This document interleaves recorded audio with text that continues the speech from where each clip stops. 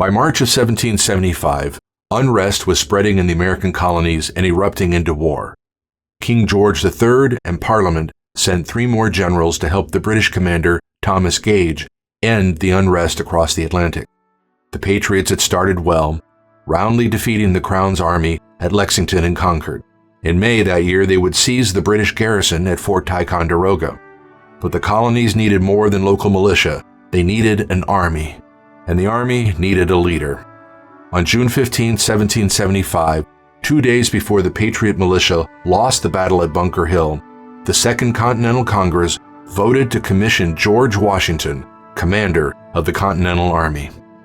Now, the general had a need: cannon fire. For that, he would rely on a bookseller from Boston.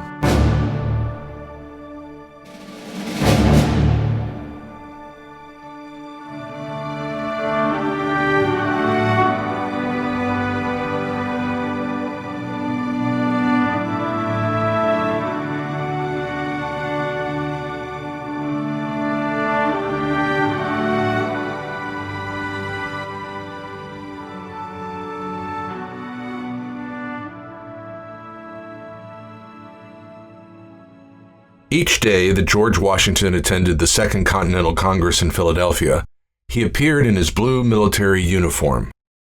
By appointing him commander of the Continental Army, which they did by unanimous vote, the delegates confirmed what Washington signaled.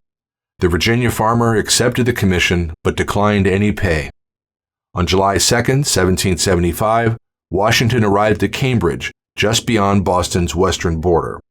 There he took command of the ragtag force of militiamen, over 14,000, and mostly from New England. Since April 19th, in an attempt to keep the British forces from advancing west again, the Patriots had laid siege to Boston. Neither side had advanced in those 10 weeks. Washington began the great task of forming a true army. Because few of the men had military uniforms, General Washington designated rank by ribbons.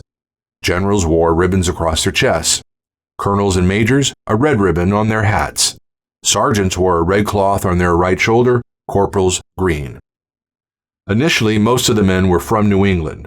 More men arrived from Pennsylvania, Maryland, and Virginia. Washington organized his army into divisions, brigades, and regiments. He directed his men to build earthen walls facing Boston. His forces were in plain sight, but the British would not leave Boston and engage them. The British commanders feared suffering casualty levels like the ones they were dealt at Breed's and Bunker Hills. Washington needed cannon fire to force the British out of Boston, but the Continental Army had no heavy artillery.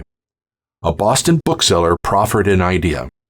Henry Knox, an imposing figure at 6 feet and 250 pounds, noted that cannons were available at Fort Ticonderoga.